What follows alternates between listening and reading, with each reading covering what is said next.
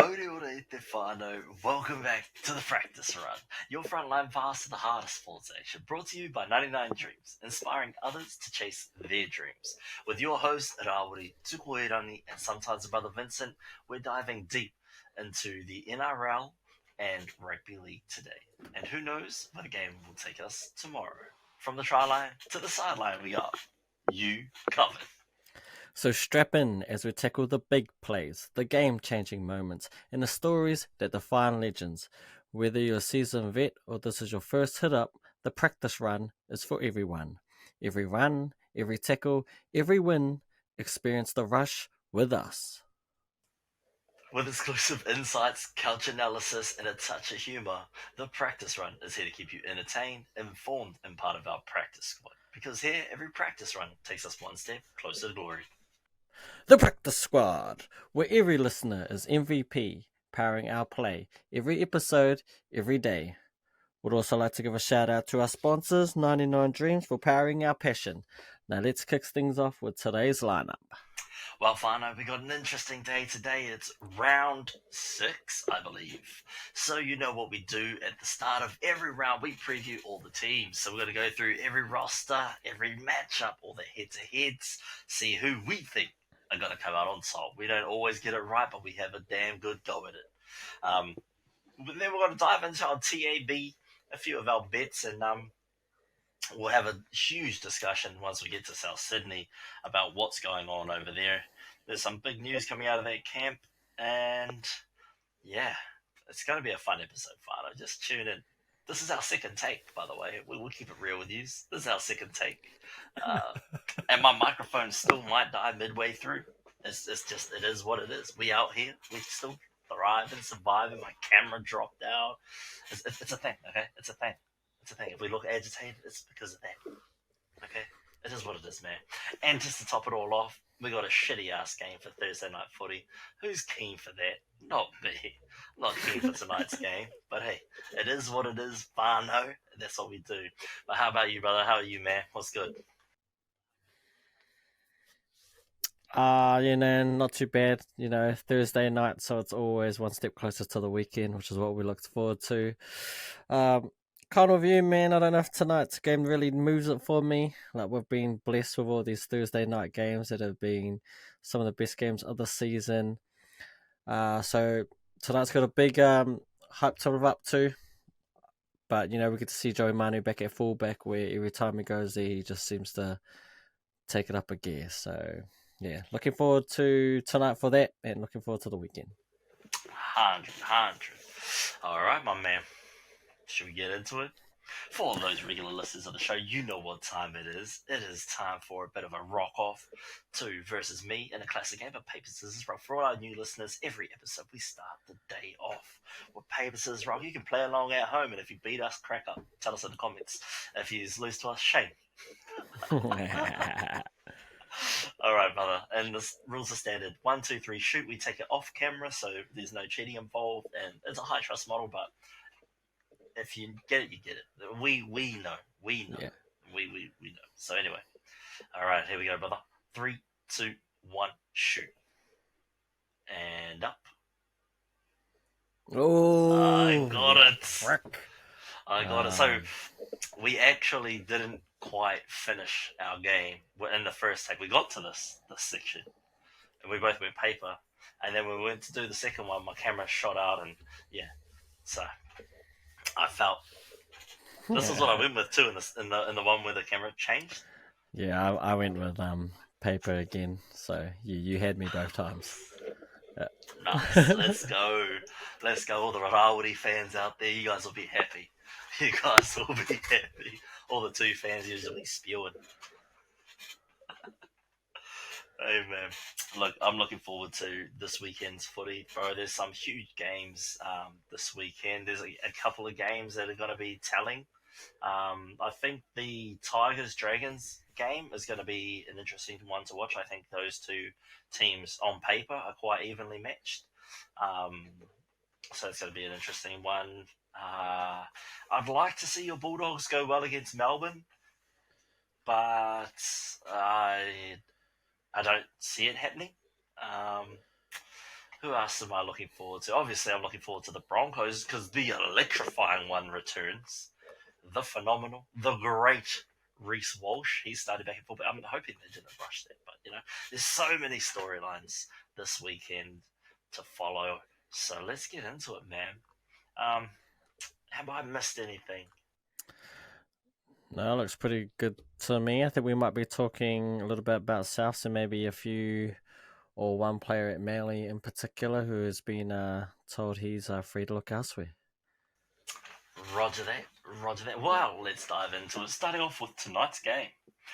We've got the Roosters taking on the Newcastle Knights at McDonald Jones. Do the Knights just not have any away games? Like, I swear to God, every game they've played is at home except for the one they played against the Warriors. Like, do they just not go anywhere else? Like, It must just be luck of the draw, eh? Surely if they got all these home games early, they'll finish with all those away games.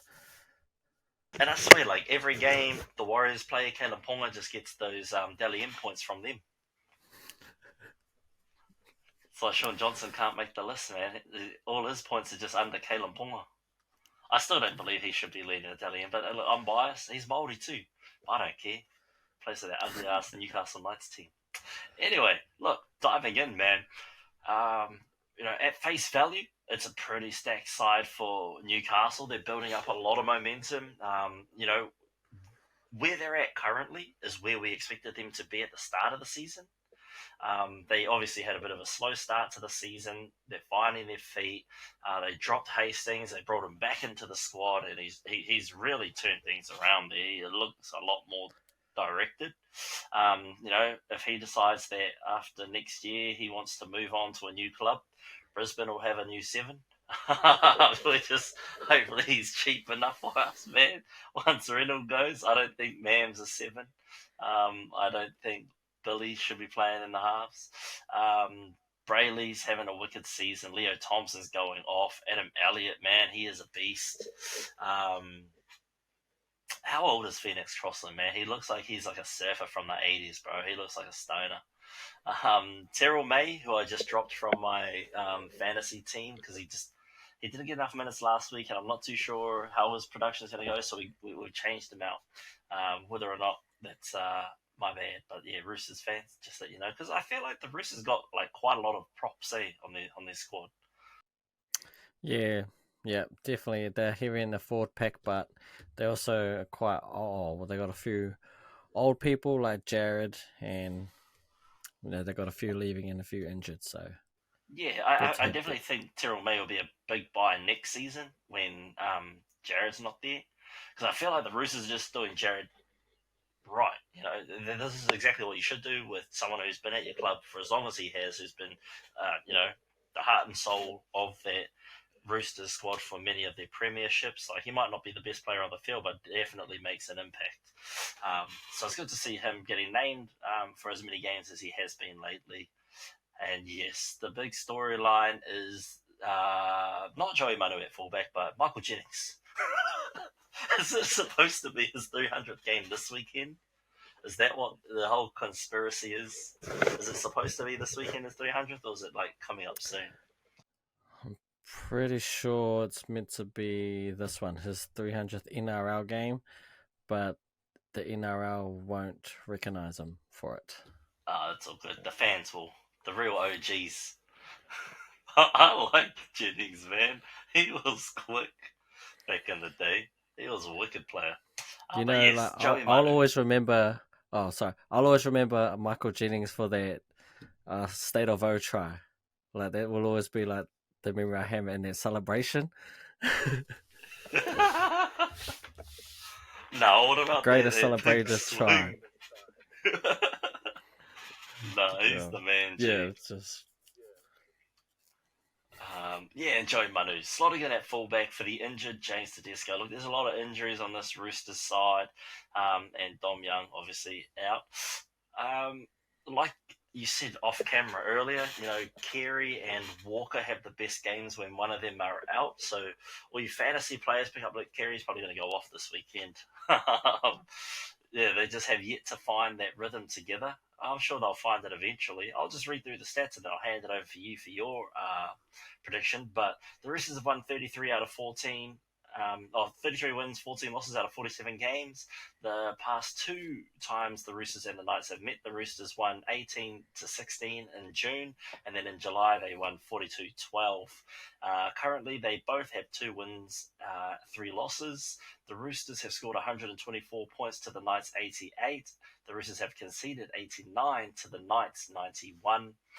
With a completion rate of 76% for the Knights and a 77% for the Roosters, with a tackle efficiency of 89.3% for the Knights and 87.7% for the Roosters. Average points scored is 17 for the Knights, with average of 18 points conceded with the Knights. With the Roosters have an average scored of 24 and an average conceded of 17. With that in mind, I'm going to go with 33-14.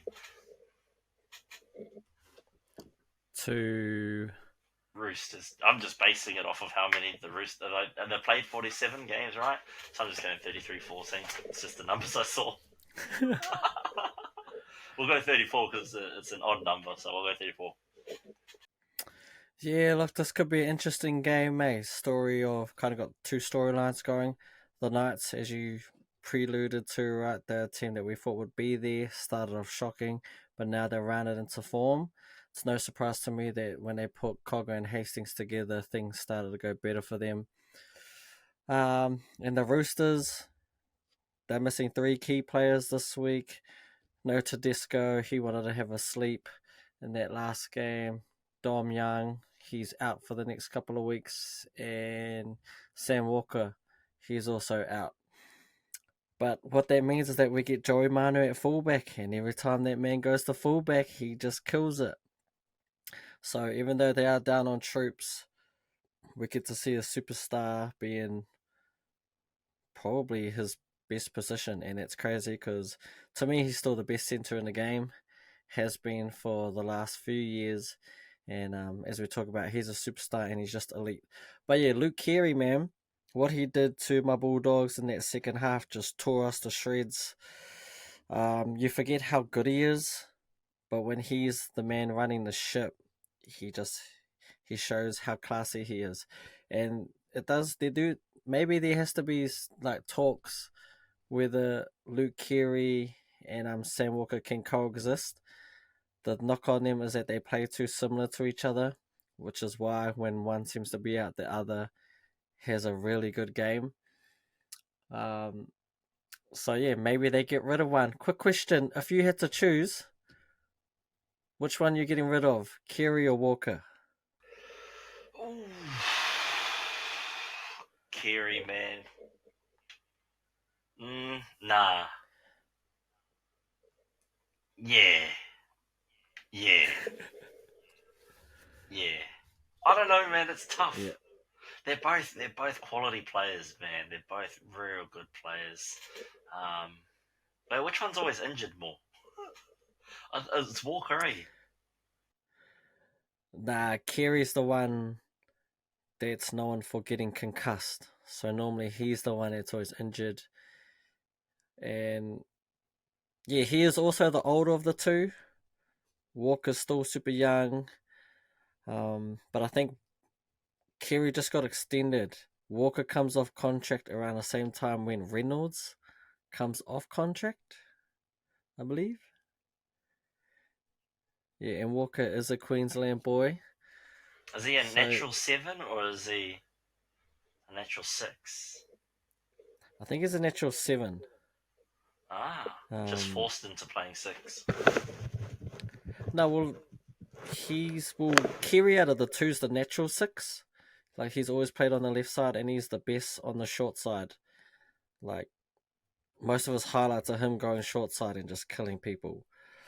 So, but at the Roosters, it's always that number 7 jersey. You know, it's an honour to have it. So they try to shift them to 7. Didn't quite work. And then Walker came in. Because I think when they're both there, Walker's 7, Keary 6. Yo. Yeah. But, I already fuck with the Roosters. Look, I think Terrell May will bounce back. I just think he got 20 minutes last week because of the situation that happened. They needed probably more mobile people out. Just looking at the squad here. Oh, yep, you got Satilli on the bench there. Angus Crichton had, I reckon, his best game of the season last week. That second half, he absolutely smoked our forwards. Zach Docker Clay, interesting to see. He got shifted to their 14 spot. I'm guessing he'll come in for Brandon Smith. But he's also cover for the halves, right? He can play in the halves as well. When he was with us at the Bulldogs, he was our 13, played their ball playing lock position. Look, I know the Knights are at home and they're the favourites, but I just like when Joey Manu's fullback and when Keary is running the team without Walker there. I think their forwards can bounce back from last week. I might call the upset early, but I'm rolling with it. I'm going to go with the Roosters in a close one. Final score, I'm going to go with 24-20 to the Roosters.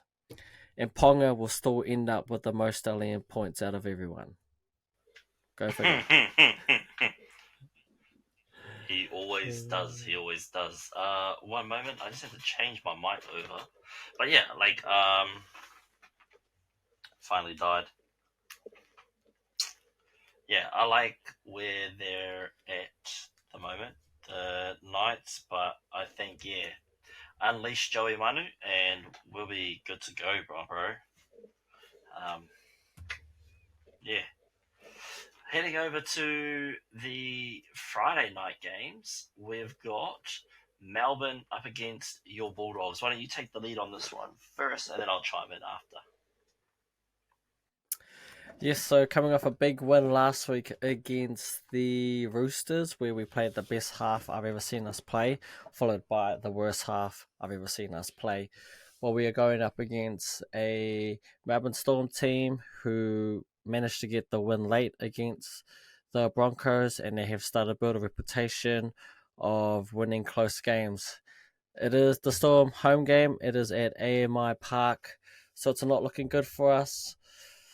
But look, never say never. We're a team that's just decimated with injuries at the moment, kind of like your Broncos, and it's pretty much to our top tier team. I just need to find the updated teams because we have a few out. So let me quickly find that. Where did you go, you little? But pretty much Max King has been announced as he is out of the game. A big loss for us. He's been one of our big props, and even though we've had a small shit. Sorry about that. Yeah, Max King is out. Connor Tracy, who had the calf strain, he gets to, I think, captain's run to whether he's in or out. Same with Viliami Kikau. We don't know if he's going to be out. Kurt Mann is already out. Blake Taff out. So right then and there, that's 5 players that play a key role in our team, and it's not looking good. But we do get to finally see Critter at fullback. A lot of people have been asking for it. He didn't look great in his little short stint there last week, but when he was back there, we were pretty much under the pump. And fullback is a position that you kind of can't get thrusted into that. You have to learn the craft. So I think it'd be a lot better if he started there, had a full preseason. And I just feel as though if he doesn't go well this week, the Bulldogs fans are not going to be happy. And they're going to pretty much kill any talk of him going to fullback ever and say that he's just a centre. I don't know why we should try him there, but I think if he's given time there, he can make the transition. What I'm afraid of is that he's only going to be there for 1 week. And when Blake Taft's back, he'll move back to centre. And if that's the case, then maybe he should have thought about just bringing someone else in to play fullback for one game and blood a newbie in. But look, the Storm is the Storm. They got their whole spine intact. Devastating forward pack. I think Nelson's on the extended bench, so he might make his debut for the season, which if he does, that makes that forward pack that much more scarier. I hope he doesn't, because last time we played them, he absolutely killed us. TAB's got us at a next to nothing. I think they're paying $6 for the Bulldogs. That's so disrespectful. And Melbourne's on like $1.12. So waste of time even going head to head there. But yeah, look, I mean, as much as I like to say we can do the upset, I just don't think it's happening. So I'll go with the Storm, but I'm hoping it's in a close one. I'm hoping it's close to about 60 minutes, and then I just see the Storm pulling away in that last 20. So if I had to give you a final score, I think if Kikau isn't there, we probably don't score that much. I'd say 8 points. I don't even see that, to be honest. That's not too bad, though, right? 6 points, and then Storm 24. So 24-6 to the Storm. Okay. Yeah, bro, okay. That's what I got. What about you? What do you got for us? Look, man, this is Pep's last week in my fantasy team. If he does not perform, he's out. He's gone. I need a hat trick this week from Pep.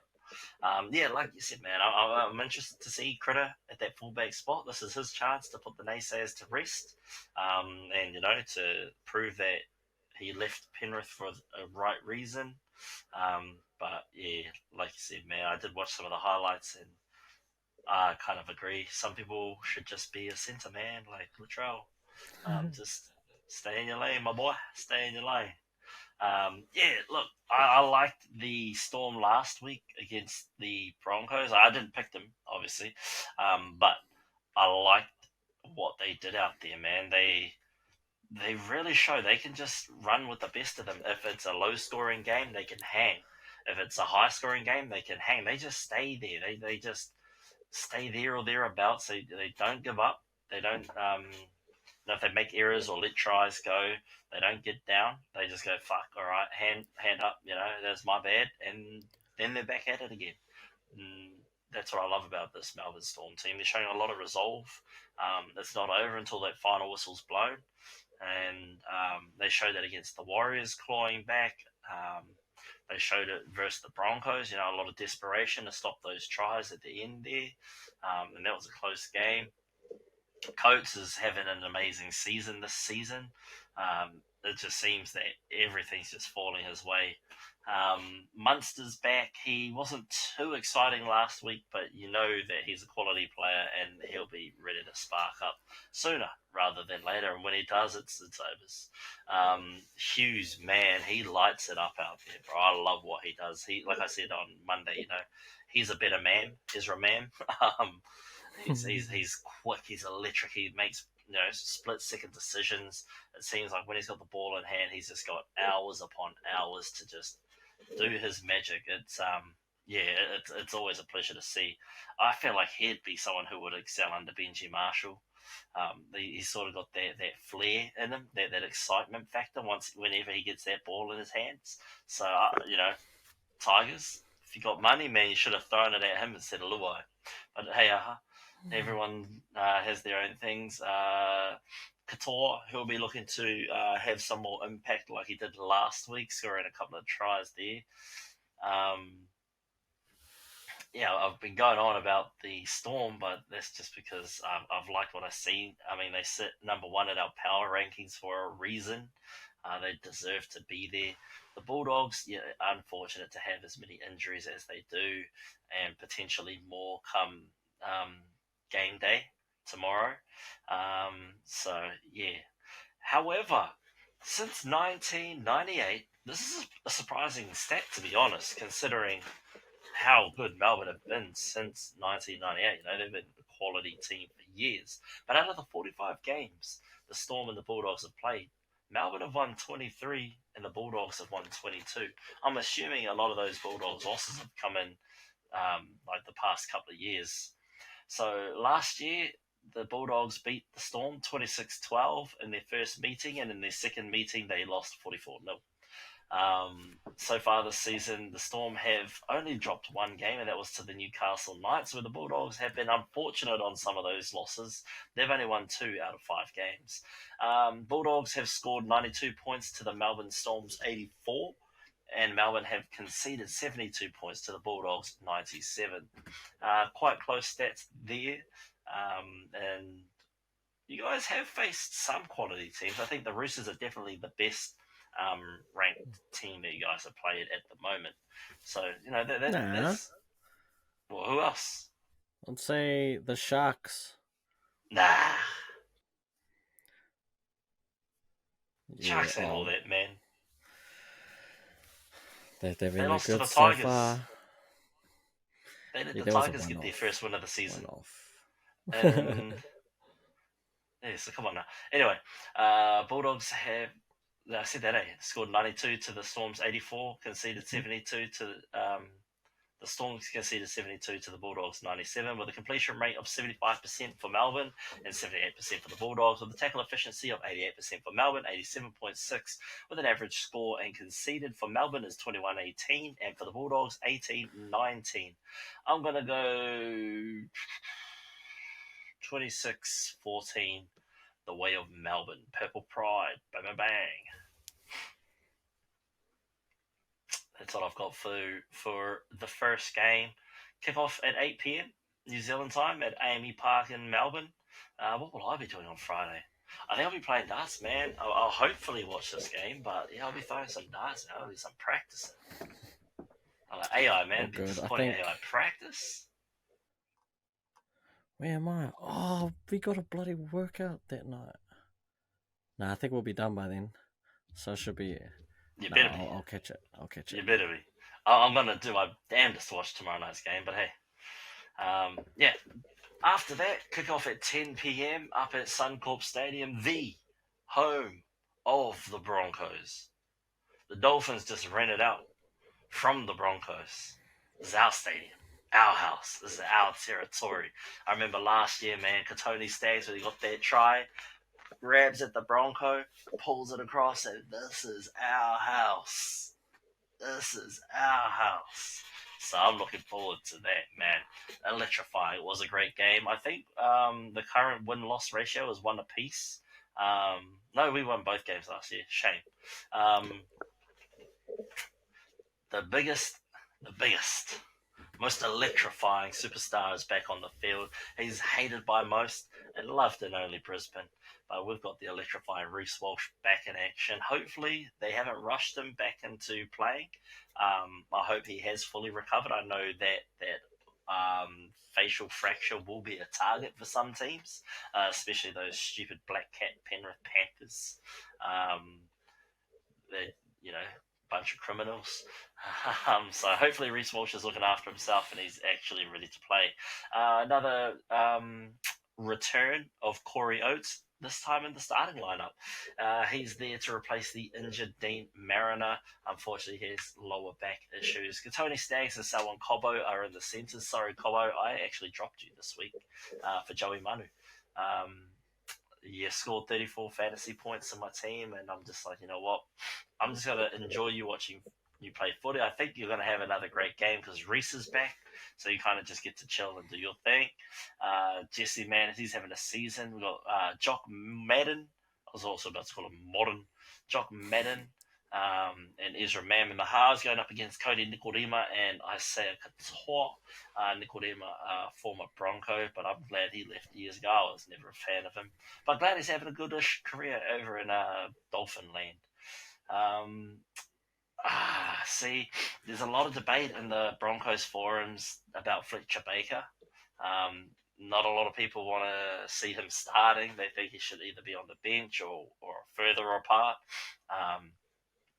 A lot of people are very impressed with Benjamin Takuta and would like to see him get more game time, which I'm assuming would put Willison starting for a bit and then put Takuta in on the bench.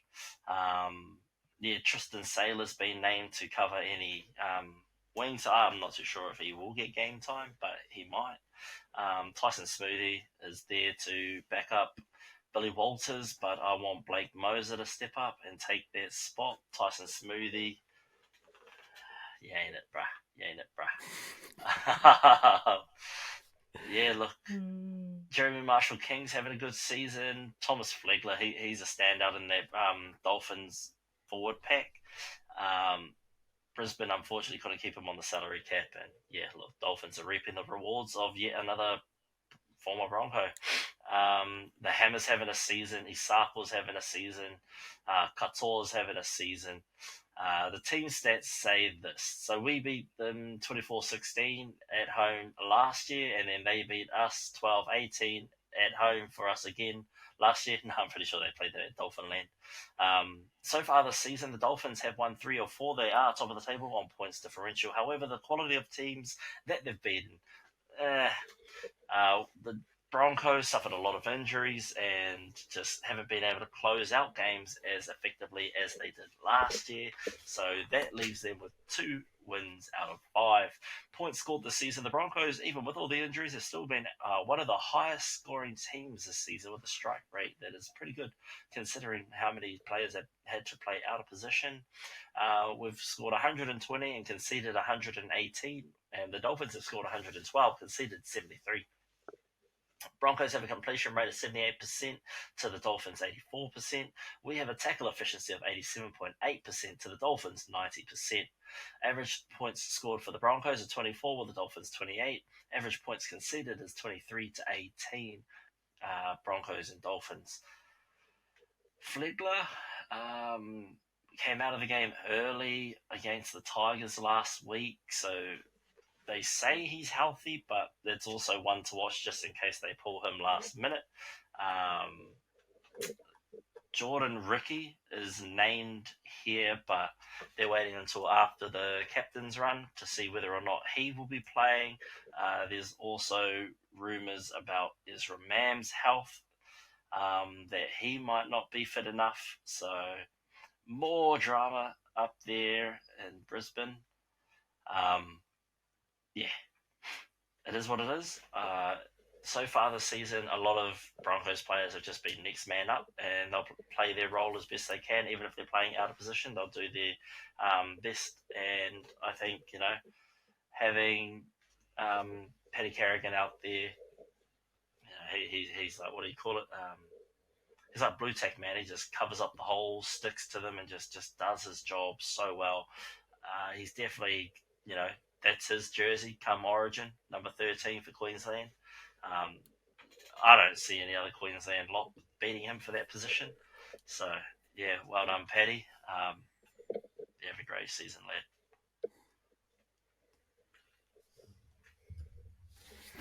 lad. Over to you, brother.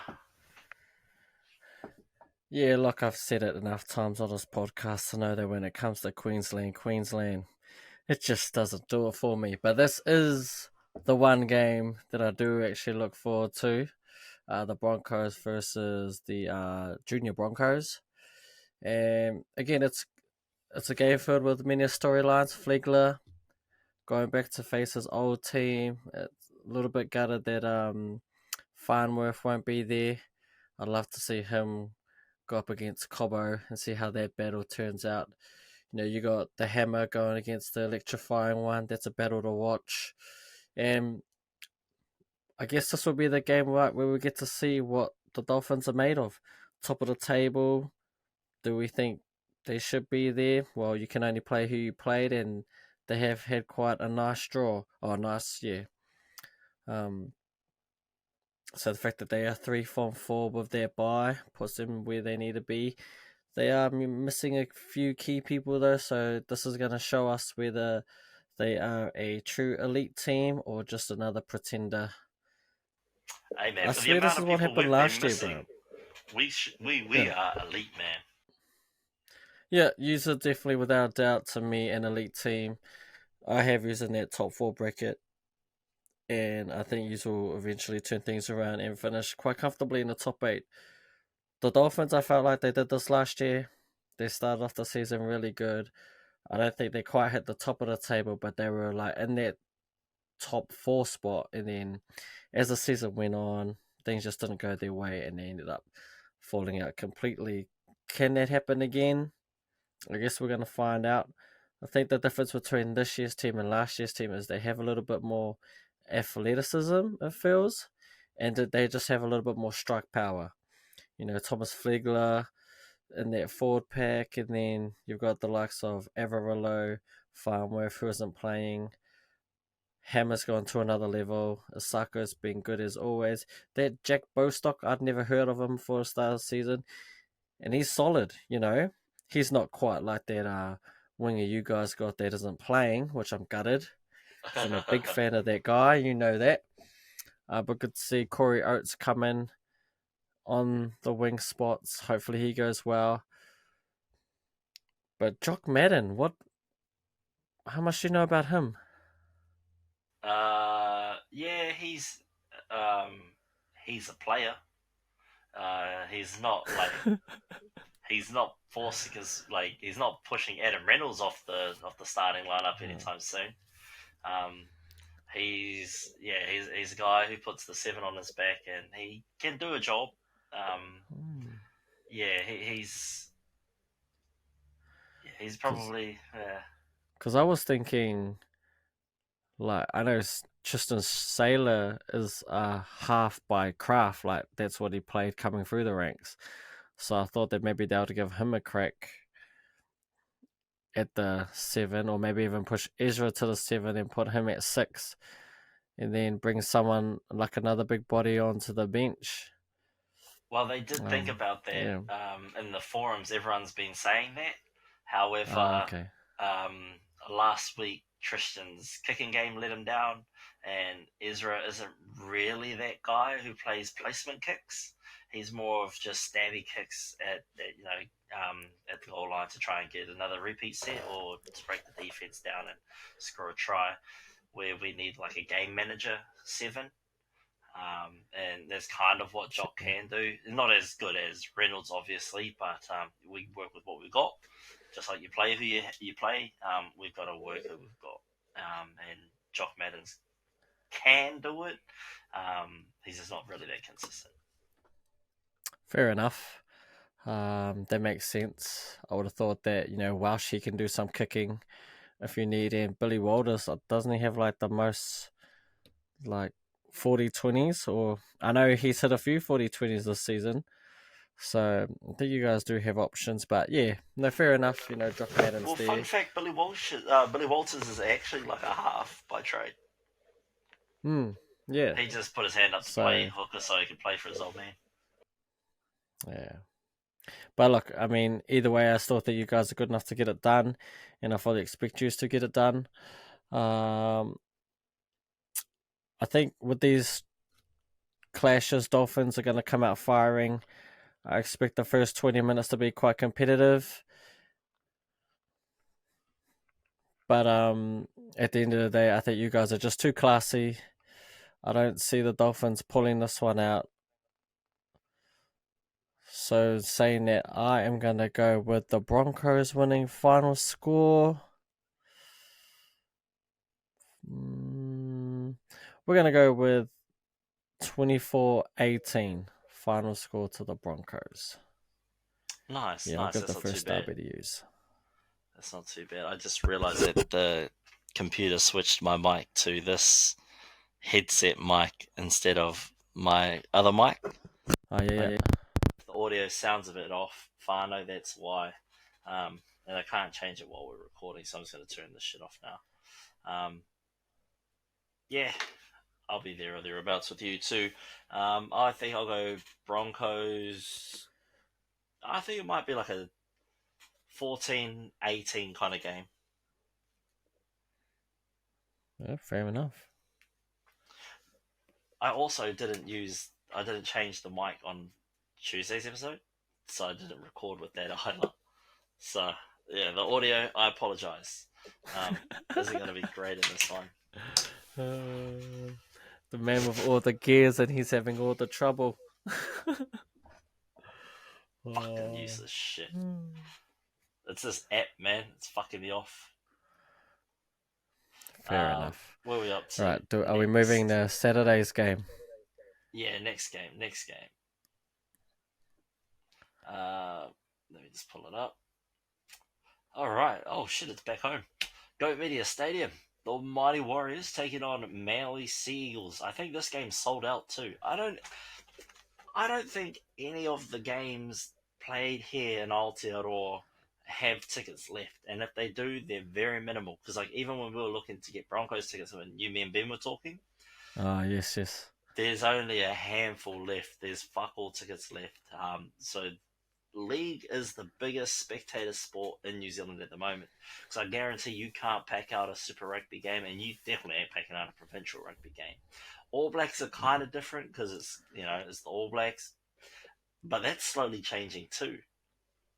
The culture around rugby is kind of dying, so it's mean to see league as the number one spectator sport here in Aotearoa. And congratulations to the Waz for that, man. You guys are doing something over there. You guys' marketing is perfect. Your target audience, you've captured it. You know, you let people come to the games. You put on a spectacle, not only on the field, but your halftime show with the lights, the smoke, the lasers, the spywire men, the bandwagon, just all of that stuff, man. You guys are crazy up there in Auckland. So shout out to the Waz. You guys are having a great season. And I'm sure it's only going to get better. I'm looking forward to this matchup at the fullbacks, man. Like Tom Trbojevic, who maybe next to Dylan Edwards is a front runner for that fullback spot come Origin. This is out of those two because I don't think they're going to pick Tedesco, man. Like he needs to have a break after that, like head clash. You just got to let him settle back in again. He might get picked, but hey, man, he's getting old. Gallen's back this week. All the Wires fans will be happy about that. So we get to see how Roger performs in the centres with Chance playing fullback. That was so fun watching him last week, man. He is flying. I told you, bro. When he's in that team, man, he helps them get wins, dog. He's that link that just ties that offense together. So I'm looking forward to seeing Rog link up with Chance through the centres. Maybe even they do a little bit of that floating, switching out. Tamari Martin, so stoked he's in the squad, man. He's too good not to be. So, yeah, definitely deserves to be there. Shawnee, he's having a Dally M season. However, for some reason, Ponga gets all his points. Adam Fanua Blake, Wade Egan, man, he's phenomenal. He's phenomenal, man. He's like you say, top to bottom. This team just gives you hope. You know, if you're a Warriors fan, you gotta be hopeful, man. This team gives you hope. And with Captain Tohu Harris at the back there, man, you know shit's about to go down. Harris Tavita is on the interchange, I'm assuming, for Wade Egan, with Lussick out. What happened to him? There was something, I've read an article briefly. It's either he's suspended or he's injured. Something went down.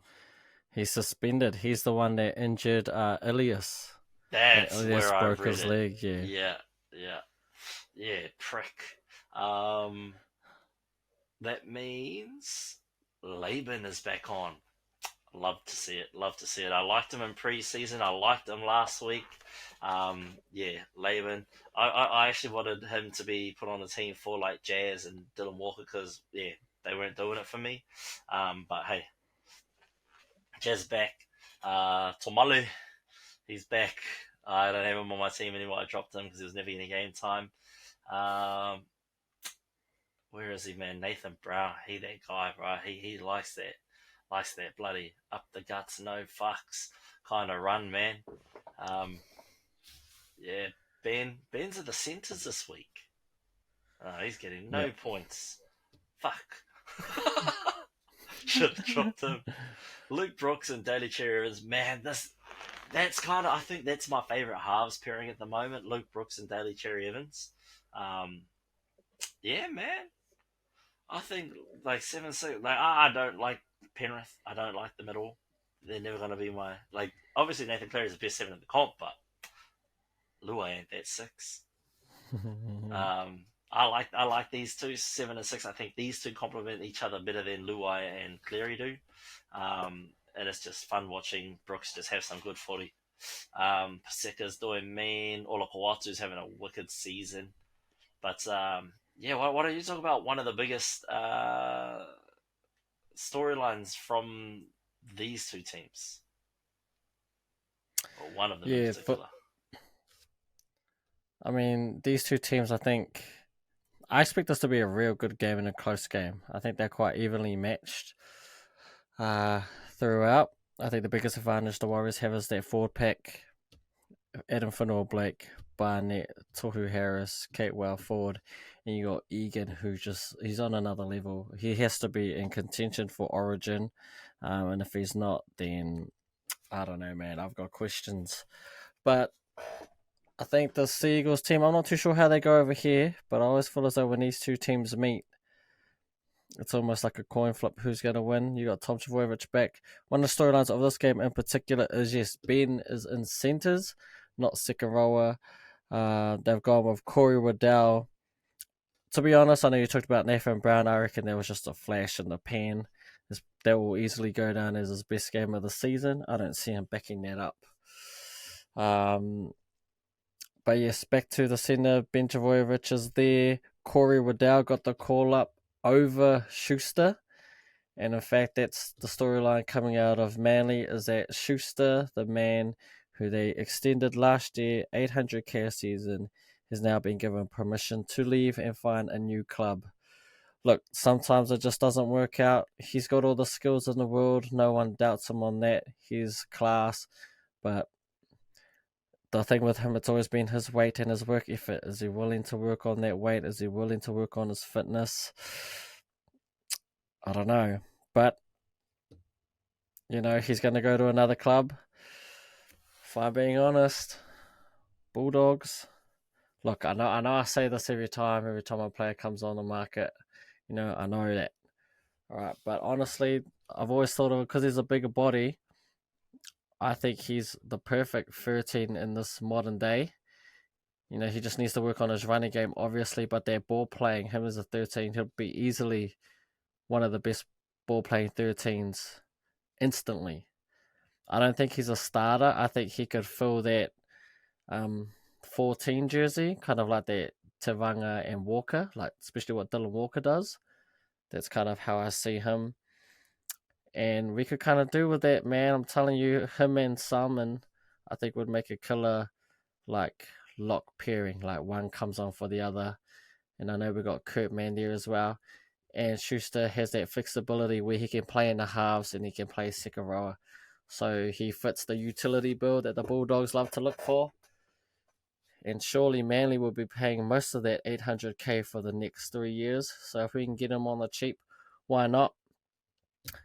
Because I know we got another young dude, Carlo Luapu, who isn't playing this year. I believe he did have neck surgery, and it talks about him retiring, which would be sad to see because I think at our peak, I see him as that either ball playing 13 or number 14 coming off the bench, again in that similar role. So yeah, it'd be interesting to see what Schuster does. I know on this podcast I've been talking about West Tigers going after him. I think Benji will honestly get the most out of him, but I don't know where they'll play him. I think again, 14 to me is his jersey, and I think he could become elite in that position. But it depends on what he wants to do. If he wants to play in the halves and be that 6, are there many teams looking for a 6? Maybe the Dragons. I could see him going there. Flanagan is looking for someone. Why not? But other than that, might be slim pickings for where he goes. Unless he wants to go to like Penrith on like a cheap deal. But yeah. So look, and then going back to this game, it's hard to not go against the Wars. They go up a level when they're at home against sold out stadium. They're gonna have the crowd behind them. I think they're going to another level. And honestly, at this point, they're an elite team.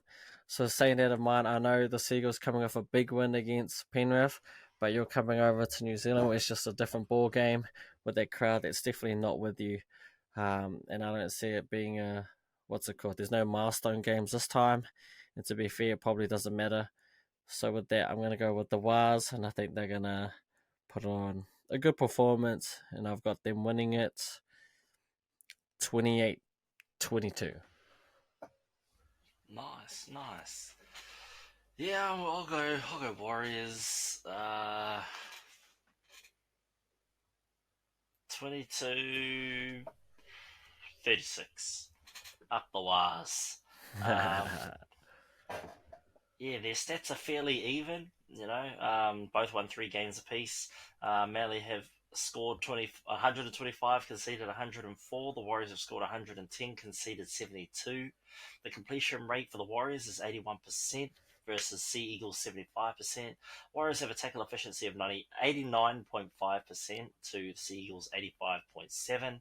Average points scored is 22 and conceded is 14 to the Warriors versus the average points scored and conceded in the Sea Eagles is 25-20.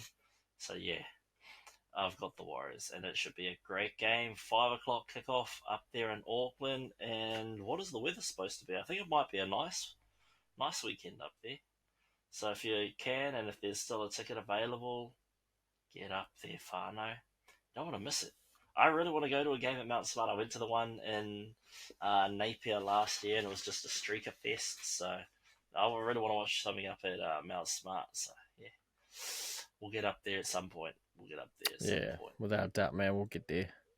7:30 p.m. Super Saturday. We've got the Parramatta Eels taking on the Cowboys. Yeah, look, they went from super promising to very underwhelming. Madison is back though. That's a good news for Parramatta fans. Talangi's been shifted to the bench now with the return of with Dian Asi taking over that 5'8" role in the absence of Mitch Moses. Yeah, look, Hopgood's having a mean season, man. I'm loving him in my fantasy team. He's just doing bits. Where have we got here in the Cowboys? The Cowboys, man, they're building momentum. They're getting the wins where they need to get the wins. Unfortunately, they weren't able to get a win versus us, but shame. I'm loving Niame. He's probably my favourite Cowboy at the moment, man. I'm a big Niame fan. I wish NRL jerseys had players' names on the back, because if I could get a Cowboys jersey, I'll probably get a Niame. Yeah, bro. But like I say, I'm too much. Out of the head-to-heads, they've both won 22 apiece, drawn 1. Last year, Cowboys won 24-16, and the Eels won the next one 24-16. So this year's score, I'm going 24-16. Let's just roll with it. The Eels have gone 2 wins to the Cowboys. 1 loss, 4 wins. They lost to the Broncos. Shame. Anyway, the Eels have scored 96 points and conceded 116, where the Cowboys have scored 157 and conceded 122. I think the Cowboys are one of the highest scoring teams in the comp at the moment in terms of total points scored. The completion rate percentage for the Eels is 82%, with the Cowboys 75%. Tackle efficiency 88% flush for the Eels and 89.1% for the Cowboys. Average points scored and conceded for the Eels is 19-23. For the Cowboys, it's 31-24. Over to you, brother. Yeah, look, I said it when Mitchell Moses went down. It's time for Dylan Brown to step up. And these last 2 weeks, he definitely hasn't, and they have been absolutely smoked. So they're definitely on a downward trajectory, and it shows just how important Mitchell Moses is. And do I think they're going to bounce back this week? No, I don't. Cowboys are a team that know how to score points, and man, when they're on, they are hard to beat.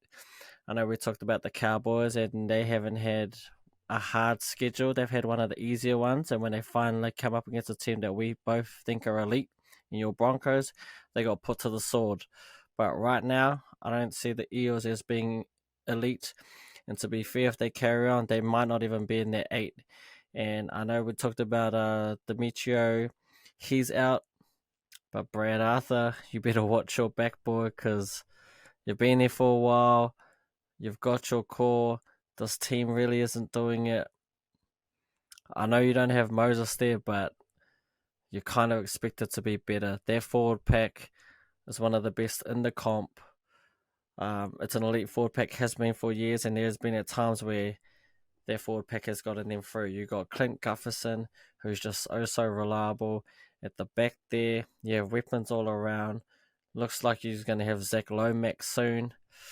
But yeah, apparently that all means nothing if you don't have Mitchell Moses. So, Hey and I man, think it's look at the yeah, Broncos they though. Look what happens when Reynolds goes down. You need a quality 7 just to guide people around the park, man. Like it's a game changer, man. When you've got a good quality 7. yeah, without a doubt, right? And I think this probably shows why Moses was worth the $1 million.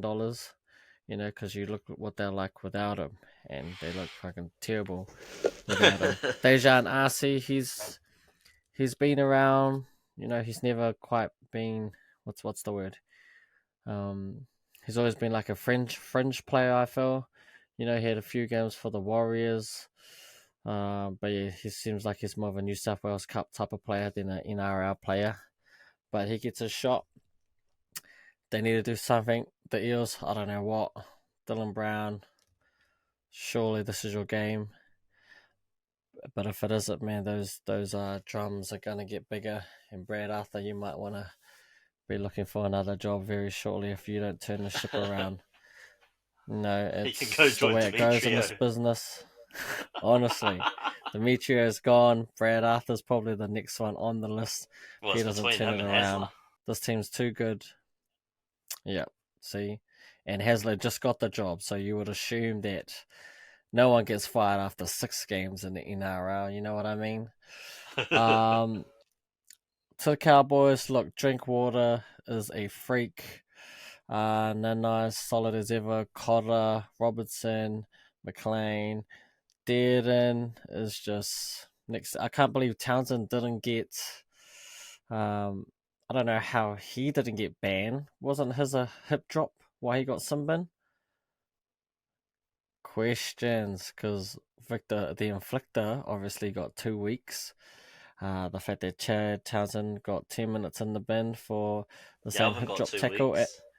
Yep, and his one was worse than Radley's. His one was, yeah, I'd say way more worse. And look at that, he's playing. You never know. Where's the consistency? That's all we ask for. Griffin Neem, obviously, is a beast. The Kiwi boy, Jake Granville, who once again we still wonder how he makes this team, and he's still playing.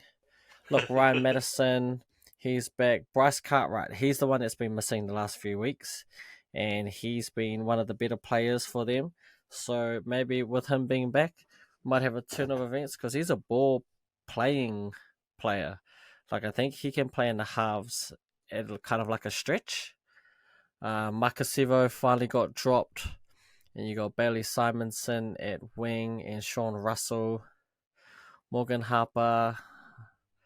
Yeah, I can see why they want Zach Lomax because it's just I don't know. I think they're outside back away from going back to being elite, but will Zach Lomax answer their press? The thing is, bro, because he's in the contract he's on now with the Dragons, it's like 800 this season, or maybe next season, and then it goes up to like 850. Then it goes up a little bit more. Ah, true. Yeah. So I read somewhere that he's gonna have to take a pay cut to go there anyway, right? Yeah. Because they already got people. But there's something like in the rules saying that if someone leaves their current team to go to a new team, they can't sign for like anything less than what they were already on. Shit. So Para, I don't even think they have the money. Like they don't have the money to pay him 8, but they've got the money to pay him like 6.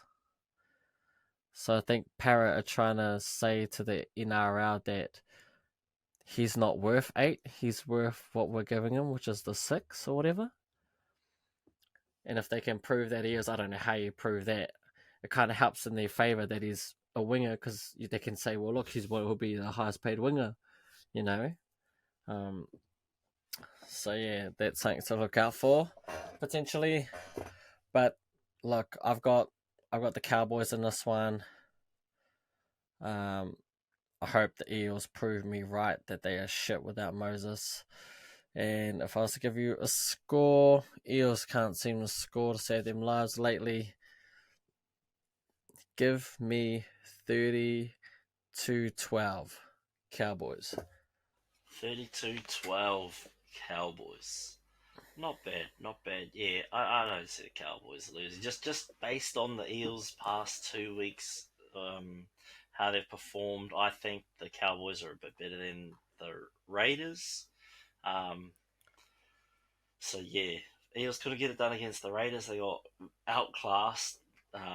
They looked on par with the Tigers, and the Tigers got done by the Dolphins. So by that logic, yeah, you've got to go with Cowboys. Um, it's just business, para fans. Just business. You guys looked good to the start of the season, but how quickly the tides can turn. All it takes is one injury. Over to the shit show that is South Sydney, taking on the Cronulla Sharks at home. It's Demetrio's last game as the coach of the Roosters. Obviously, Latrell Mitchell is out for, is it 3 weeks he's done for? Just the 3 weeks, Yep, so he won't be there for 3 weeks. So you see Jai Gray lining up at fullback, and hell, if he plays good enough there, Latrell might get shifted to the centres. So good luck, Gray. I'm rooting for you. I think Latrell's a better centre than he is a fullback, and there's heaps of headlines going on. There's no hate on Latrell on the show, but there's so much hate out there for the bloke. Even Gus is saying, someone needs to sit down with Latrell and ask him, does he love the game? Is he actually in it for the game anymore, or is he just here to sort of kill time? And because everyone's saying he doesn't have passion for the game, everyone's saying he's there's no want to succeed with the team. He's kind of just showing up, going through the motions. You never know what's going on in someone's personal life. You can only assume from the outside when you're not connected to those blokes. So I feel like in a day and age where people say they take mental health real serious, they do a lot to tear someone down and destroy someone's mental health. So I hope that Latrell has strong support around him. Because, yeah, man, it's getting ugly out there between the media, the fans, and him. Jack Whiten has gone on the record to say he does have zero regrets leaving Canberra. I'd say that too if I'm locked in for 4 years, because you don't want to shit on the place that's giving you a bit of cash, but everyone knows, no, you don't want to be there. You could be with the Raiders carving up. Now you're at the shit show that's South Sydney. Cody Walker should, step up. And if Demetrio didn't make Elias the scapegoat, he probably still would be playing in that 7 position, and Dean Hawkins would be back playing reserve grade for nobody. This looks like a team that he's just given up on. I think the team's given up on the coach, and the coach has given up on the team. They're looking at Mal Meninga, Michael Maguire, and Ben Hornby as current candidates that they're looking at. With the vote for the current Kangaroos coach being unanimous, you were saying to me earlier that, yeah, it looks like Big Mal's probably going to get the job. But, yeah, we'll see what happens. And then I guess that leaves the door open for Wayne to return to the club at the end of the season, as he is off contract with the Dolphins. Who's taking up the Dolphins coaching role? Christian Wolf. He's the assistant. Roger. Yeah. So Wayno could be back with the Rabbitohs as soon as next year. I do know that they are also trying to get former Rabbitoh Sam Burgess back, but yeah, there's a whole lot of contractual stuff tied up there. The Sharks have been rolling and bowling, bumbling and stumbling. I'm liking Kale Iro. He is Tony Iro's son, eh? Yeah. I believe so. Yeah. I'm pretty sure there's this chick that we studied with at uni. She's Tony's daughter, I'm pretty sure. That's what people were telling me. They're like, oh, her dad plays league. I was like, who? They're like, oh, who? I was like, who's she? They're like, oh, blah, blah, blah, Edel. And I was like, nah. They're like, what do you mean? I was like, surely her dad's not Tony Edel. He was like coaching all that. And they're like, oh, nah, must be. I was like, ah, bae. Shush. But yeah, no, look, Sharks team, got Will Kennedy at the fullback there, Iro, Hines and Trindle in the halves. Hines is having a great season this year. Kafusi, Blake Brayley, Kit McInnes. Yeah, looks good. I've got Sharks. There's too much going on behind the scenes in South Sydney. It's a distraction to the club, it's a distraction to the players, to the fans. It's just too much external noise. It'd be great if the team could, get one last game for the bro to send him on his way. But yeah, I just think that there's just been too much inconsistency. I don't even know if he knows what's going on at the club anymore. Yeah, he's got to go. Yeah, look, I'm with you. Sharks, I think a really good team. I think they'll be there in the top 8. So they're pretty already going to be tough to beat. The fact that they're coming off a bye, I think makes them that much tougher. The Rabbitohs, well, like we said, right, they're just all over the place. But when you know the coach is on the way out, you kind of do one or two things. You either try fight for your coach, which would result in them getting an upset win. I don't see that happening, man. I just think they've already given up. I think they've already checked out. They're their new voice in that locker. So you could be looking at a similar score to what the Warriors put on them. And I don't think any of us was picking that score right. But Kayla, Ido there in the centres. He was one that I said at the start that he always kills it in the New South Wales Cup. He's like one of the best players in that. So he always had the talent to be an NRL player, but just being stuck behind Ramian and Talakai just makes it tough. But I think they might be thinking about Talakai maybe making a permanent move to the bench, and be the impact player there, because he was a second rower first, and then someone got injured. He got pushed into centre, killed it that game, and then he just went on that tear. Like, remember that tear like 2 years ago where he was literally the best centre to like do anything, and he had that one half against Morgan Harper who just like bro. And ever since then he's been a centre, but now they might be making a change because he's too good for that league, I reckon. And Talakai is versatile enough that you can put him at the bench and come on as that second rower. So yeah, look, the good thing about the Rabbitohs is we finally get to see this fullback, Jai Gray. They got heaps of reps on him. Apparently he's been killing a New South Wales Cup. But he's like short, bro. Like, I think he's in a similar build to Blake Taff. Like, he's one of those guys. Short, kind of looks like Reed, like our fullback Reed Mahone, but maybe just a little bit skinnier. Like, that's how short he is, eh? But apparently he's real quick and he's super classy. The winger that I've been talking about, Tyrone Munro, is finally back from injury, and he's coming for AJ. So, look, I think the few games he got last year, he looked super classy, really, really good. Definitely player to watch. He's finally back now, so it's good to see him back there. Jack Wyden, yep, superstar. Like we said, right, we just don't know what's happening with this team. I mean, other than Demetrio about to be fired, Damien Cook doesn't even make the 17, and he is definitely not happy about it. And I just went on the Zero Tackle real quick to look at what their salary cap is like. And Damien Cook is there this year and next year for 750k. Fuck. I think someone that they're missing two key players. and we said it at the start, Campbell Graham, one of the best defensive centres in the game and borderline origin player.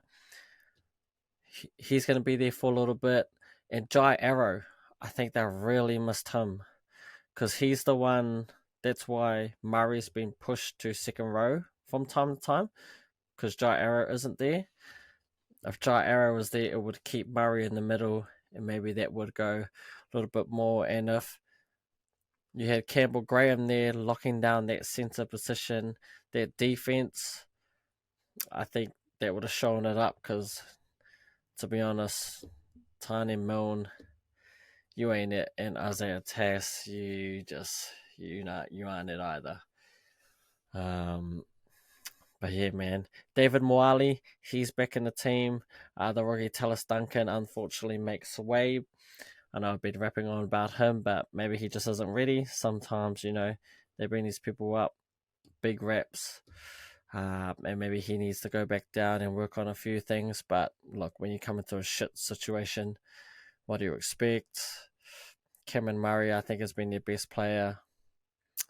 But all that to say, yeah, I just think the Sharks have this one. You got that Hazelton. He's the tall one. That Thomas Hazelton, I'm a big fan of him, mate. He runs hard. Yeah, he's the tall, ball-head one. Yeah. The Sharks have been, the thing that impressed me most in their first two games was their bench and how strong it was. The fact you had Hazelton, who's the old one that's about to retire? Finucane. Yeah, Finucane. Those two, and then you had the one that used to have the long hair. But I think he cut it. Long hair, short beard, prop. Rudolph? Yes. So I think you had those three coming off the bench, and that's just ridiculous. Rudolph has been named in the reserves along with Braden Hemuel-Uele. I wonder if that means that they're close. And Nicora's back. Yeah, see, Nicora's back. Tay Wilton. Yeah, this could be danger territory, eh?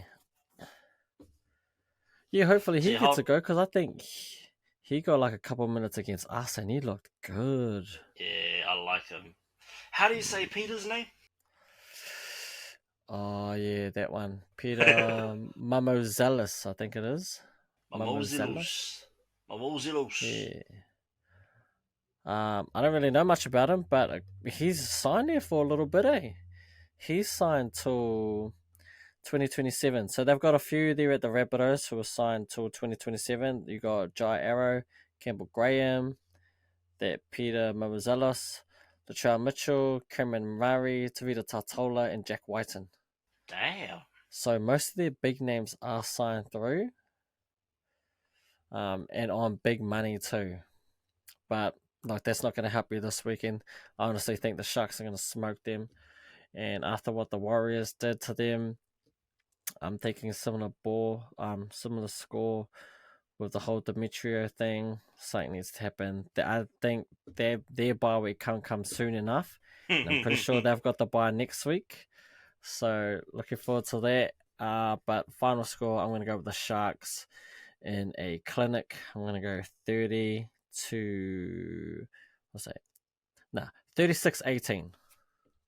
Nice, 36-18 is a great score. I'm going to go with 36-4. No, 36-6. We'll go 36-6. You can make the conversion. I'll read out the stats real quick before we move on. The Sharks won a game last season versus the Rabbits. Then in the second meeting, the Rabbits won. The Rabbits won the first meeting. The Sharks won the second. Currently, the Bunnies have only won one game, and that was against the Bulldogs, in a game that the Bulldogs let the Bunnies win, so they should be 0-0. The Sharks have won 3 games, lost 1. The Sharks have scored 83 points, conceded 72 to the Bunnies, 72 points scored, and conceded 162. The Bunnies have a completion rate of 73% to the Sharks 76%. The Bunnies have a tackle efficiency of 87.9% to the Sharks tackle efficiency of 87.6. On average points scored and average points conceded, the Bunnies are on 14 and 32, where the Sharks are 20 and 18. So those are your stats, and that's the head-to-heads for Saturday nights, closing out your Super Saturday, and we head over to Silent Sunday. I don't know, what is the Sunday games called? Sloppy Sunday? I don't know. But the West Tigers taking on the Dragons in Campbelltown Sports Stadium in Sydney. This game, I'm not sold either way. I like the Tigers, but they didn't look as good last weekend without Lachlan Galvin against the Dolphins, and as such, they didn't come away with the win. Justin Orlom is having a great season there at the Tigers under Benji Marshall. Those Tigers forward pack are doing bits. The Dragons have been a bit of a yo-yo. I said last week I'm not going to pick the Dragons this week because every week I pick them, they lose. So I thought, Dragons fans, I'll go against that. So I'm going to pick the Tigers this week. But yeah, in terms of who will win and who won't win, I'm not sure. There was rumblings that potentially Sloan and Lomax would be switched, but up here it's got Tyrell's back at fullback and Lomax is back on the wing, where he's a disgruntled employee ready to go. That forward pack, Francis Muller, I'm pretty sure he just signed a contract extension with the Dragons. I think I seen that somewhere the other day. Eisenhuth, Raymond Faitala Mariner. Yeah, what happened to old... He's not even in the reserves there. That, Who? Fafita. That's on my fantasy team. He's not even in the reserves there. Far out. Yeah, I don't know which way to go. I'll run you through the stats. Last year, Dragons beat the Tigers in the second game, 18-14, and in the first game, the Tigers won 18-16. So both games were close. And I'm thinking this year it's going to be something similar, so I'll probably steal those scores. Tigers have won 2 of 4, Dragons have won 2 of 5. Remember that the Tigers did have the bye in the first week. Points scored and conceded, the Tigers have scored 77, conceded 80, where the Dragons have scored 82, conceded 130. Completion rate for the Tigers is 82%, with the Dragons 74%. That has really let them down this season. The tackle efficiency of the Tigers is 87.3, with the Dragons at 90.7. Average points scored and conceded, 19 points scored and 20 conceded for the Tigers. We're at 16 and 26 for the Dragons. I'm going to go Tigers 18, Dragons 14. Yeah, look, if you had to ask me at the start of the year what this game would have been for, I would have told you it would have been for the wooden spoon, because that's where I had both these teams pipped in the battle for 17 and 16. But they should thank their lucky stars that their Titans and Souths have been absolutely shit all year. So this might be the battle for that 15th and 14th place. Yeah, look, you're right. These two teams are hard to tell like what they're going to do week in, week out. They're probably two of the more up and down teams, and I think that's reflected in their record. But going back to the Schuster thing, and I was saying that the Dragons might want to look at him. Well, it just so happens that they do have that Zach Lomax guy who happens to be on 800,000, and Schuster is also on 800,000. Yeah, but so you don't could want it be that it's just a... That could be just a straight up swap. The salaries match. And Manly, I mean, you've got Ben Travojevic, Sekaroa at centre. So Zach Lomax. True that, but Zach Lomax can surely just shift into that centre, and he's good enough to be on the wing as well. Because who else is on that Manly wing? Because Saba's their main winger, right? Yeah, Tommy Tarlo. He's better than Tommy Tarlo, bro.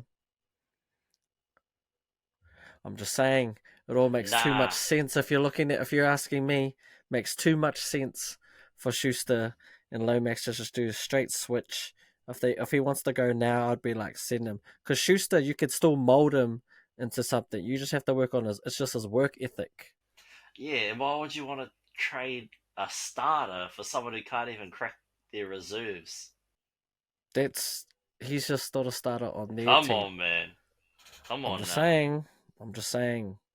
Nah, for me it doesn't make sense, man. If I was the GM of You that club, don't? It makes I'd, too much sense for me. You got a player who doesn't want to go out, a young star. I mean, not a, I wouldn't say a star anymore, but a young player you can mold. Telling Lomax is you, one of the why best not? players on the Strikers team at the moment. Yeah, and he doesn't want to be there. That's how good he is. He's showing that fuck. I'm still the man, even though I don't even want to be here.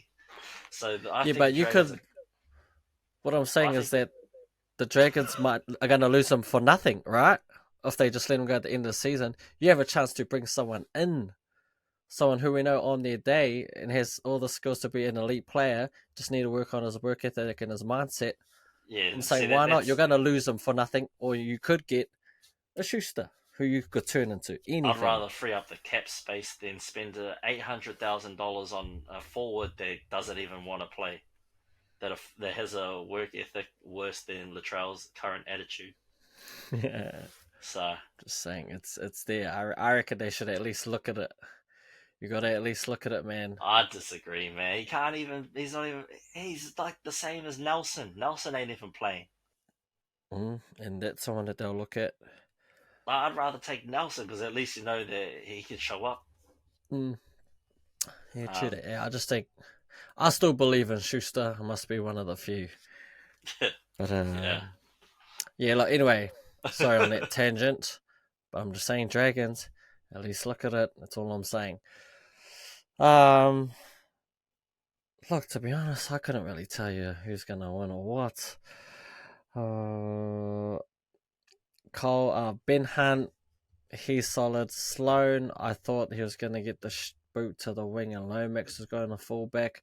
I don't know how Jack Bird was playing after that injury. It looked like he had, did it again, did his knee again, and somehow he's in this game. It's weird to me. Jacob Little, I thought Coruscant was injured, but he's been named bench. Oh, look, the old who did he play for? Solomon Alaimalo? Was it the Chiefs? Yeah.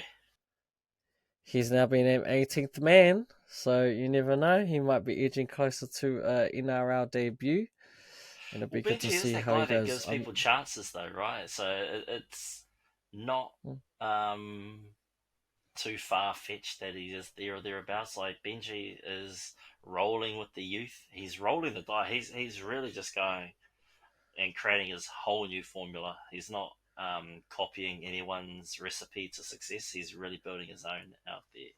I also think that Uppy injury was just a niggle that he picked up last week and was nothing really severe. Yeah, it was just Okay. last week he had like just a sore thigh. Yeah. No, fair enough then. Look, if I had to give you a score, what did you say? 18-14, eh? Yeah, To who? Tigers. Look, I might just do the opposite, go 18-14 Dragons. Yeah. I just did Yeah, 18-14 because I like the band. I'll just do that then. I'll just go your score, just flip it the other way. Yeah, Yeah. yeah. One day, like, what if our scores hit one day, like a team actually like won 18-14? Oh hit. Oh hit. Put some money on it, Fano. Like the TAB doesn't let us pick the score. I wish it did. Like, could you imagine our multis if we picked the score? Wow, they'd have to pay us Oh, if millions. if we could pick the score, would be putting in our teams and our scores every week. Yeah. Yeah. Over to Geo Stadium. Canberra Raiders take on the Gold Coast Titans. Can the Titans finally get their first win of the season? Can they get the monkey off the back end? Des Hasler turn the troubled Titans around. Can Gold Coast show some flashes? Or is the Green Machine going to roll all over them and run through them up like a base? Well, I'm just going to have to say it. Canberra going to pump the Titans. It's going to be cold. Um, it's going to be green. They're Viking clapping. But no, just look, the way the Titans have gone this season, they just look, what's the word, discombobulated. That's a word for you, Fano. Google that one. Discombobulated out there. They don't know which way is left and which way is right. I don't know what they've got to do to start making changes, but Fafita hasn't looked the bits since returning. Obviously, they got no 9-year tenure, so that's also troublesome for them. I'm pretty sure if you're a Titans fan, you'll be waiting for the NRLW season to kick off because the Titans have a pretty decent women's team. So look forward to that. The Raiders, man, you've got Timoko having a great season, Savage playing wicked, Ethan Strange, Rookie of the Year, Fogarty, he's doing bits, man. Danny Levi, he's like a cult hero for us on the show, man. We love Danny Levi. Yeah, if we could he ever is, get him on the show one day, oh man, I'd love to just chop it up with Danny Levi. Just like, gee, you're the man. Joey Tarps doing Joey Tarps things, man. Morgan Smithies, the newest addition to my fantasy team. What? Hosking's doing me now. Like what I'm seeing from Hosking. I thought that said Palusami, but it's Pasami Solo. Sorry, bro. Yeah, Trey Mooney, he does bits. Sam Verrills, is he still around? Jesus. He's like a nobody that, like, yeah, he just sticks around. Jayden Campbell, I thought he'd be, able to inject a bit of life into this team. We'll look at the stats from last year, their previous meetings. It was 26-22 to the Raiders and 24-36 to the Raiders again in both meetings. 3 wins, 2 losses for the Raiders, and the Titans have yet to win a game. The points scored and conceded for the Raiders, it's 133 scored with 86 conceded. 40 points scored for the Titans, 125 conceded. With the completion rate for the Raiders, 83%, with the Titans, 80%. Tackle efficiency of 89.4% to the Titans, 86.4%. Average points scored and conceded, 26 and 17 for the Raiders, 10 and 31 for the Titans. Based on that, I've got to go 26, 35, 36. Yeah, like last game of the weekend, it's not really a doozy, as you would say. Titans who are yet to win a game, and the Raiders who have been looking quite dominant. So, do I expect the Raiders to dominate this Titans team? Yes, I do. I don't know what it is with the Titans. We talked about it. There's Hasler. He's a great coach, but it just isn't happening here. Defensive minded, and this team seems to give up 30 points on the weekly. I honestly think they got to move AJ Brimson out of centre. Either move Foran to that 7 and have him at 6. That might be the way to go, because I think AJ is eventually going to 6 when Foran's contract's up. So why not just pull the trigger now? Or even have Tanner Boyd and AJ in the halves and have Foran play that 14 role like he does for us Kiwis. Sam Verrills, he's had reps on him since he would come, since he was just a young one, but he's one of those players that's made of glass. He's the unlucky one that left the Roosters when Brandon Smith made the move over. Yeah. So he's the one. Yeah, he's the one that was like, let it bolt. We're getting Brandon Smith. You got to find a new team. So look, I'd be thinking AJ to 6, leave Tanner Boyd there, Kieran 4 in the 14, Verrills to number 9 for Randall. And Randall, I don't really know much about the man, so either move him to 17 for Josiah. I don't know who that is. And Aaron Clark, he's a half decent player. He's kind of can play that hooker position or that prop middle forward. Looking for the Raiders, I think they just keep rolling, man. We finally get to see this young buck at fullback with the ever-reliable Jordan Rapana. I think he's out for about 8 weeks. I think that's what they said on the injury list. So we finally get to see him. This is the guy they've been talking about, Chevy Stewart. They were talking about him in trials. He didn't look too bad. I think eventually he's going to be the fullback for them. So when Xavier Savage first jumped on the scene, he was like pinned as their fullback of the future. And then when Chance got injured, right, that's where Xavier went to fullback, and he kind of played well. That's why they let Chance go. And Waz fan are rejoicing that happened. And as a Raiders fan, you have to be missing Chance. And then Savage didn't have the greatest year the next year. So much so he got dropped. Rapana got put there at fullback, but he was saying he was too old. He doesn't want to play fullback, rather play wing. So I think it was Sebastian Chris that went there. And this year, Rapana has gone to that fullback role. And Chevy, in their last year's New South Wales Cup, he was so good that he knocked Savage out of that one spot. So Savage was playing winger in the New South Wales Cup team, and it's pretty much stayed that way.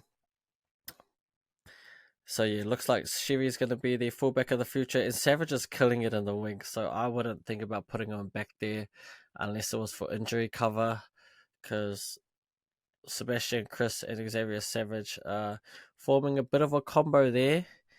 And rumor has it Savage was watching Leipana highlights. For anyone that knows Leipana, we're talking about the great duo of Jordan Rapana and what's his name? Leilua? What's his first name? Joey? Joey Leilua, the boxer, eh? Yeah. Because So Luciano's the brother. Yeah. Joey Leilua and Jordan Rapana, one of the most devastating centre wing combos. And they're trying to emulate that. And what seems to be working. But look, I hope the kid goes well. I think this is his debut, unless he got one at the end of last season. Danny Levi, we absolutely love him on this potty, as you said. I'm going to keep it short and simple. Raiders in a landslide.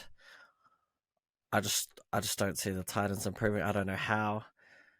And too short of a period, and they've already had their bye, so it's just not looking good. Not looking good at all. But I'm going to go Raiders. Final score, let's go with 30-8. Yeah, we'll go with that. 30-8. Yeah, not bad. That's I mean, fair enough considering the trajectory of the Titans so far. They've got key players and they've got a decent coach. They have potential to turn it around. We'll just see how long it takes. And the Panthers have the bye this week, so they'll get a well-deserved rest. I know some of those big forwards will need it, man. They've been playing out of their mind so far to start off the season. All right. Now we're over to the TAB. Pardon me, I got the hiccups. We're doing tips at the tab with our TAB bets. I already put mine on. I did mine before the show started. Where is it? Here it is. I put on it quite a lot, actually. $10 stake returns $206. This is my safe bet. Then I've got a more intense bet, but we'll go over this. So I've gone with the Knights paying $155 over the Roosters $240. I think I did that preemptively because I didn't realise Joey was playing fullback. So that's on me. I'll probably lose my multi on a Thursday. I always do. We've got Melbourne over Bulldogs paying $112 over the Bulldogs $5.90. That's pretty harsh, man. $5.90. They really don't think you're going to get there. Broncos doing $140 over Dolphins $285. I've gone with Broncos $140. I'm doing all head-to-heads, by the way. Warriors $149 over Manly $255. I've gone Warriors. Parramatta Eels $228 to the Cowboys $160. I've gone with the Cowboys at $160. Bunnies $320 over Sharks $133. People think the Bunnies have a better chance of beating the Sharks than the Bulldogs do of beating Melbourne. The Tigers $179 and the Dragons $197. This was a hard one. I almost left it off because I wasn't too sure which way to go. I think I went Dragons at the TAB, and then I know it's contradicting everything I said on the potty. I always do this every week. I say one thing on the potty and then I bet differently. And then I've gone the Raiders over the Titans. Raiders paying $136 to the Gold Coast Titans $3.05. Normally I'm the head-to-head guy, but I thought I'd switch it up this weekend because I didn't like some of the odds. So I've got down an 8-leg multi for $10. Has a return of $1,000. First game. So it could end, my multi could end tonight, but I've gone with the Roosters at $2.40 in the Storm versus Bulldogs. I'm taking the under, so 44.5. I do expect Storm to win. I just hope that it's a grindy game and a low scoring one. I've taken the Broncos over the Dolphins. That's probably the safest one that I've have out of all of them. I've gone with the Warriors over the Sea Eagles and the Cowboys over the Eels. For the Sharks, I've taken the -9.5. I think they'll cover the spread. That pays $1.90 to, as opposed to just picking the Sharks to win at $1.35 or $1.33. I meant, so try to get some extra coin there, especially if I think they're going to smoke them. I think they'll cover that spread. For the Tigers and the Dragons, again, I was like you, not too sure. I think what I said, 18-14 to Dragons, so I've decided to go for the under 42.5, which if their score was to come through, yep, that'd be 32, so I would get it. And it's the same with the Raiders and Titans. I think the Raiders are going to pump them, so I think the Raiders can cover the 8.5 point spread that they've given the Titans. And just because that pays a little bit more than just picking the Raiders to win at $1.36, I need them. If they do cover the spread and win, then that's $1.92. So that's just 8-leg multi, $10, returning $1,000. Thought I'd try something new and we'll see how close we can get. But that is all from the TAB for this week. Back over to you, brother. Yeah, nice, and good luck with those, bro. Hopefully they come off. I have another multi that I've put on. It's a mixed bag. I should have taken off the F1 tip because that's not until the 19th of April. So if these all hit, I've got to wait until the 19th of April for this to hit. But I've gone with Max Verstappen winning the Chinese Grand Prix. We've got Jimmy Butler, Paolo Banchero, Shai SJ, Nikola Jokic all make 1 3-pointer. We've got Bradman Best and Dane Gagai score an anytime try in tonight's game, and Pat score an anytime try and Storm win. I put $10 on there, and the return is $1,000. So yeah, we'll find out if that hits. I highly doubt it will. Every time I pick a try scorer, they never score a try. Except for the one game, Joey Manu scored a try and it got removed. That was some bullshit. Yeah. But yeah, look, folks, that's been episode 20. Thank you so much for joining us on this ride. It's been a roller coaster. It's been a stressful one, to be honest. Technology is not being kind to us today. So yeah, be kind to us. Be kind to us while I'm editing this. The sound from my end will sound off. It just wasn't meant to be today. The vibes were it's just challenging us. We pushed on, we persevered, and look, we're gonna tune in, watch some footy tonight. So I'm looking forward to that. Again, thanks to all our listeners near and far. We truly appreciate you guys. You're all amazing. Don't forget, head over to our socials. We'll be putting up some videos this weekend. Come and score yourself a hat. Or go check out 99dreams.co.nz and buy one if you want to support the co-popper that way. Until next time, that's all from me, man. I'll throw it over to you to close out the show. Yeah, look, another episode in the bag, episode 20. That's gone by real quick. And next thing you know, we might be at episode 50. Yeah, look, hopefully this weekend goes well. Good luck to you in your darts comp, man. Hopefully you get a couple of dubs out there, and hope you have a great weekend. I will also be having a great weekend. We're celebrating the end of our 8-week challenge, so that'll be a big night out there with the BFT crew, and no doubt we'll be recovering on Saturday. So if I don't have much information about the Saturday night games, you know why. But until then, we will see you next Tuesday.